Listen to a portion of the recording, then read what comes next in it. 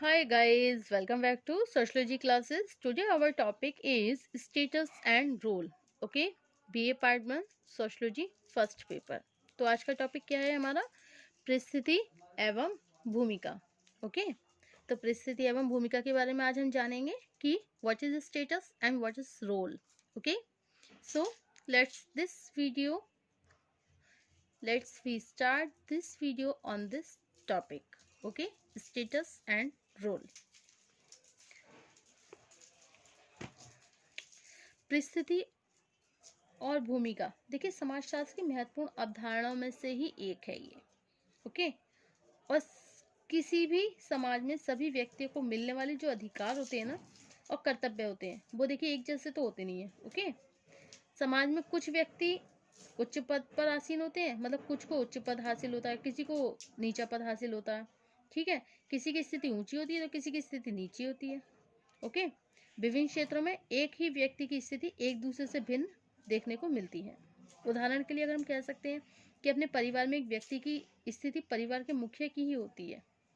अपने परिवार में एक व्यक्ति की स्थिति परिवार के मुखिया की ही हो सकती है, जबकि कार्यालय में वही व्यक्ति अनेक दूसरे व्यक्तियों के अधीन हो सकता है. ओके, तो सामाजिक व्यवस्था में व्यक्ति की केवल एक स्थिति नहीं होती है, बल्कि विभिन्न क्षेत्रों में उसकी एक साथ अनेक स्थितियां होती हैं. ओके, सामाजिक व्यवस्था में व्यक्ति को विभिन्न पद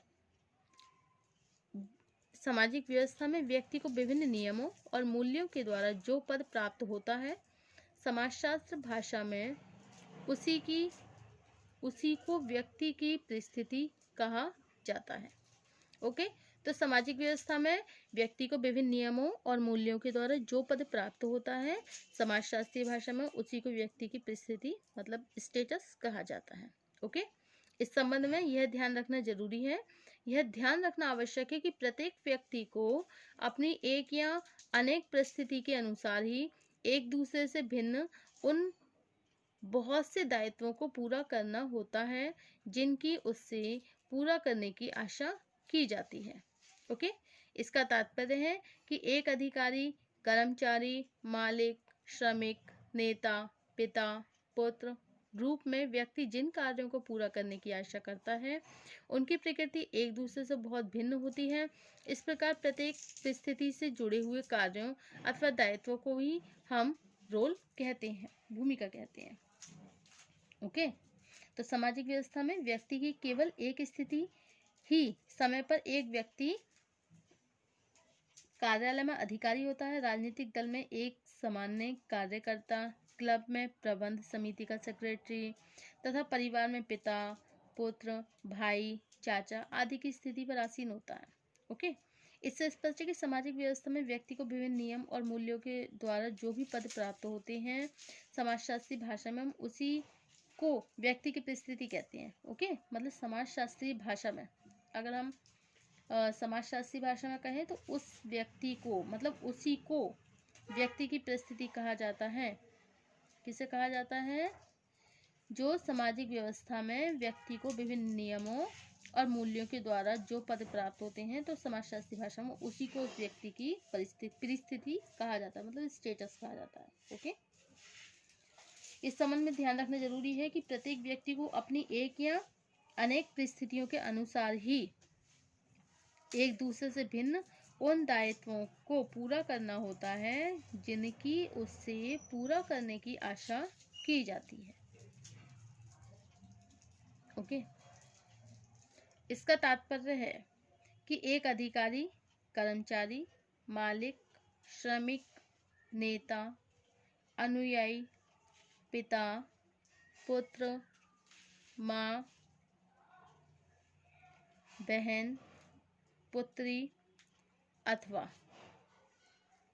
भाई आदि के रूप में समाज व्यक्ति से जिन कार्यों को पूरा करने की आशा करता है उनकी प्रकृति एक दूसरे से बहुत भिन्न होती है. इस प्रकार प्रत्येक परिस्थिति से जुड़े हुए कार्यों अथवा दायित्वों को ही हम भूमिका मतलब रोल कहते हैं. प्रस्तुत अध्याय का उद्देश्य परिस्थिति तथा भूमिका की इस अवधारणा को स्पष्ट करके इनके समाजशास्त्री महत्व को स्पष्ट करता है। ओके, मतलब अध्याय का जो उद्देश्य है ना, ये प्रस्तुत अध्याय जो है, इसका उद्देश्य जो होता है वो क्या होता है, परिस्थिति तथा भूमिका की इस अवधारणा को स्पष्ट करके इनके समाजशास्त्री महत्व को ही स्पष्ट करता है। ओके,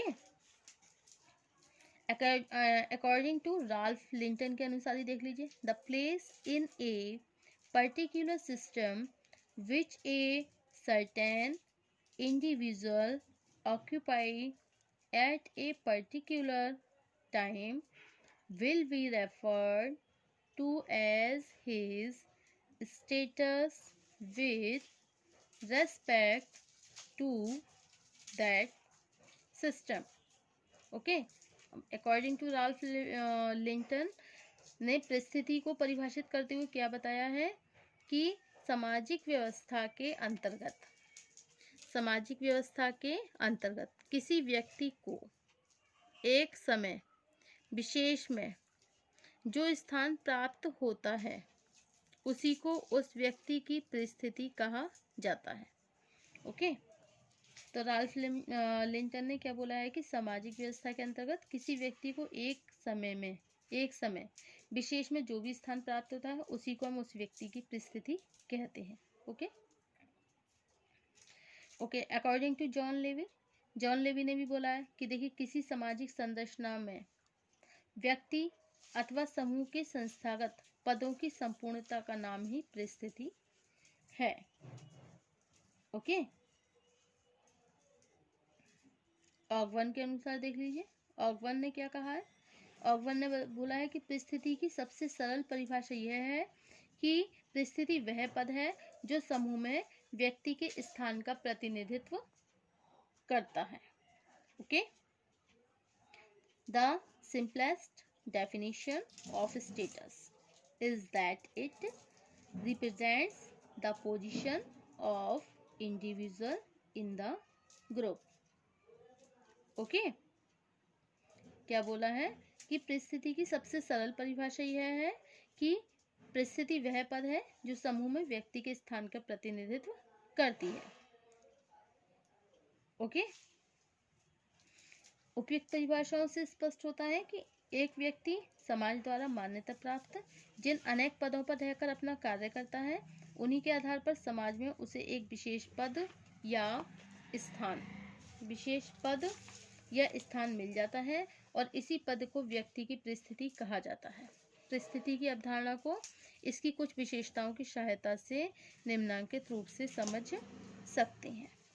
ओके, परिस्थिति की the characteristics of the status and role, जैसे है समाज द्वारा मान्यता प्राप्त। नंबर 1, देखिए, परिस्थिति किसी व्यक्ति अथवा समूह को सामाजिक व्यवस्था के अंतर्गत मिलने वाला वह पद है जो समाज द्वारा मान्यता प्राप्त उसके अधिकारों को स्पष्ट करता है। सेकंड है संस्थागत पद। परिस्थिति एक संस्थागत पद है। इसका तात्पर्य है कि व्यक्ति के जिस पद को समाज की परंपराओं अथवा कानूनों के द्वारा मान्यता दी जाती है उसी को व्यक्ति की परिस्थिति कहा जाता है। ओके, थर्ड पॉइंट है आपका संकुल, परिस्थिति संकुल। ओके, परिस्थिति की प्रकृति एकाकी नहीं होती है। व्यक्ति एक समय में केवल एक ही परिस्थिति प्राप्त नहीं करता बल्कि विभिन्न क्षेत्रों में एक ही समय पर उसकी अनेक परिस्थितियां होती हैं। डेविस के अनुसार व्यक्ति द्वारा एक समय में अनेक परिस्थितियों को साथ साथ धारण करने की दशा को परिस्थिति संकुल, स्टेशन और स्टेटस कॉम्प्लेक्स कहा जाता है। मर्टन ने इसी दशा को परिस्थिति प्रतिमान, स्टेटस सेट के नाम से संबोधित किया है। परिस्थिति की यह भिन्नता परिवार, कार्यालय, पड़ोस, खेल के मैदान, राजनीतिक दल तथा अनेक दूसरे संगठनों में देखी जाती है। इसके बाद भी हिलर का कथन है कि Hiller says here about the status and role कि सभी परिस्थितियों में व्यक्ति की एक मुख्य परिस्थिति की स्टेटस होती है। ओके, मुख्य परिस्थिति मतलब की स्टेटस होती है। यह वो परिस्थिति है जिसके आधार पर व्यक्ति की वर्ग स्थिति की पहचान होती है। उदाहरण के लिए शिक्षक, डॉक्टर, इंजीनियर की परिस्थिति मुख्य परिस्थिति है, जबकि साथ में खिलाड़ी, चित्रकार या राजनीतिक होना पूरक परिस्थितियां हैं। ओके, अब नेक्स्ट पॉइंट है परिस्थिति की अवधारणा प्रतिष्ठा से भिन्न है। ओके, मतलब प्रेस्टीज से भिन्न है।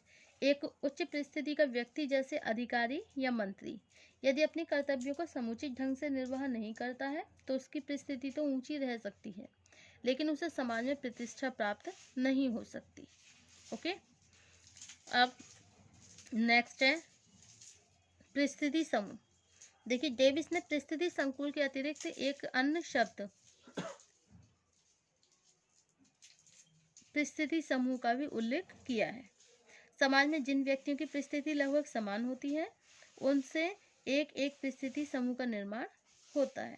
ओके, अब नेक्स्ट है परिस्थिति श्रृंखला या परिस्थिति क्रम। मर्टन का कथन है कि परिस्थिति की प्रकृति स्थायी नहीं होती है, व्यक्ति की सक्रियता या निष्क्रियता इसमें ऊपर या नीचे की ओर परिवर्तन इसमें होता रहता है। एक क्लर्क की परिस्थिति वाला व्यक्ति व्यापारी और फिर उद्योगपति तक की ही परिस्थिति ग्रहण कर सकता है। इस दशा को मर्टन ने परिस्थिति श्रृंखला या परिस्थिति क्रम भी कहा है। अब है परिस्थिति का भूमिका से घनिष्ठ संबंध। देखिए, समाज में व्यक्ति का कोई भी परिस्थिति ऐसी नहीं होती है जिसकी एक निश्चित भूमिका नहीं होती। Okay, so these are the all characteristics of the status and role. Okay, अब कल का टॉपिक होगा हमारा सामाजिक परिस्थिति के प्रकार।